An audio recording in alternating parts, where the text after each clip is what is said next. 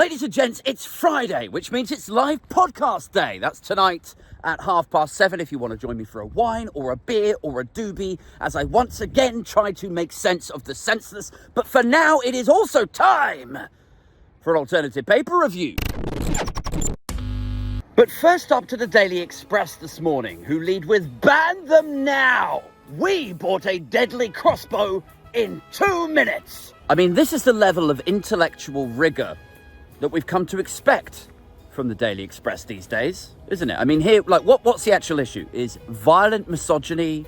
It's about attitudes that are bred into boys and men, lessons that should have been learned as schoolboys with regards to consent and gender dynamics were instead left unlearned and untaught to the extent that, I don't know, neglected or traumatized young, vulnerable, malleable minds were left to construct their own values and parameters for decency, their own rules with regards to what is or is not acceptable in the way that they treat women. I think I said this yesterday. Clearly, the answer here is to educate boys from like age 5 upwards. Get them in a mindset where they just understand what their responsibilities are and how they should treat the opposite sex. I mean, all of that seems quite clear to me, but to the guys at the Daily Express, it's like, no, it's because there was a crossbow available. That's why that mother and her children died. It's because the evil crossbow. If we ban the crossbows,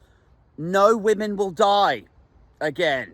Meanwhile, I suppose women up and down the country will be forced to ask, when are you going to ban my husband's fists then? Over to the Daily Mail now. Labour accused of scare tactics over, quote, full jails. Indeed, this is a story that the UK prison system is at breaking point, with many of our jails at over 100% capacity. Cells that were only originally designed for 1 inmate have now got 2, sometimes 3 inmates all crammed in together. Now, the Conservative Party were already releasing offenders early in the 6 months leading up to the general election. We already know that the time they were allowing offenders out of prison to go out on licence, to go out on curfew, was being reduced from 50%, like half of their sentence, to 40%. That was pre-GE. Anyway, now Labour are in and they're saying there's only actually about 400 spaces that are free. Right now, up and down the country, the prisons are in way worse a state than anyone had imagined. And if you just project yourself forward over the next 3 months or 6 months, what could happen to UK society if criminals up and down the country were like, do you know what?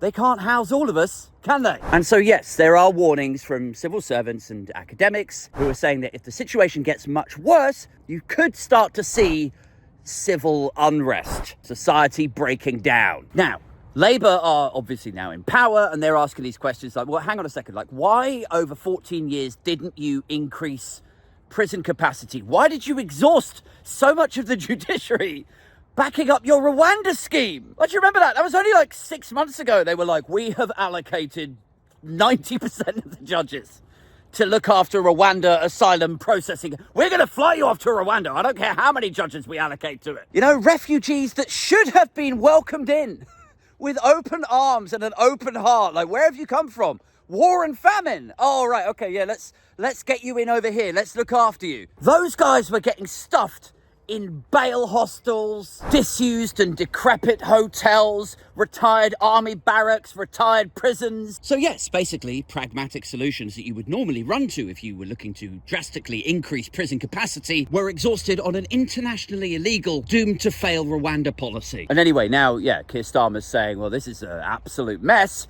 And the Tories are saying, oh, Project Fear. Oh, what a load of nonsense. I suppose the question you have to ask yourself is, who do you believe? Labour, who have rightly been calling out the hazards and risks of everything from the housing crisis to the NHS crisis, to the teachers' recruitment crisis, to the cost of living crisis, to the mortgages crisis. And that's before we even get onto Brexit. Don't leave the EU. It could be really bad. Who are you going to believe? Labour or the Tory tabloid right? Oh, what's with all this? Prisons are full hoopla. They're really not that bad. Honestly, it's not that different from education and hospitals. Tory ministers never set foot in these places. You think a load of plum gargling Tories send their kids to state school, do you? You don't think their health secretary had Bupa? Really? So in many ways, it's identical to, health and education and everything. Why should prisons be any different? It's like, former Tory prisons and justice ministers, of course they're going to say, oh, it's not that bad. Because Tory ministers have never set foot in a prison. I mean, yet.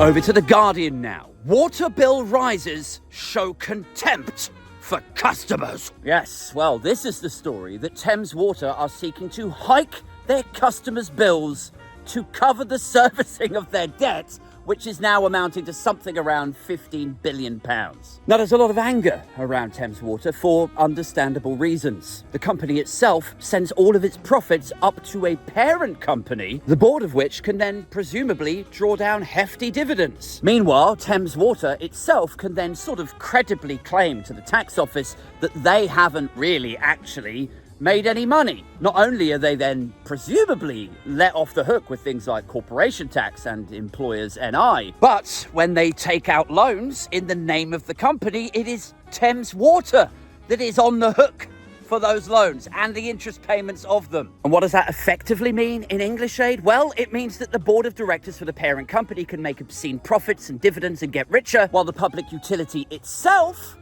begins to falter and fail. And if it wants to remain in business and continue to service these debts, it needs one of two things: either a monstrous hike in your customer utility water bills, or a significant bailout from the new incoming Labour government. Probably about half the amount that was allocated to RBS back in the day. Now, a lot of people get very upset by this sort of setup, shell companies privatizing profit while nationalizing debt. And they're upset for good reasons, But it's not like we can't do anything to solve it. There are options out there. I mean, just off the top of my head, here's what you could do, right? You could outlaw or heavily regulate the idea that British utility companies or British train companies, core parts of the infrastructure, have to be owned by UK-based subsidiaries. And if they do funnel their profits up to a parent company, that parent company has to be based in a UK jurisdiction as well. So at least then we have some sort of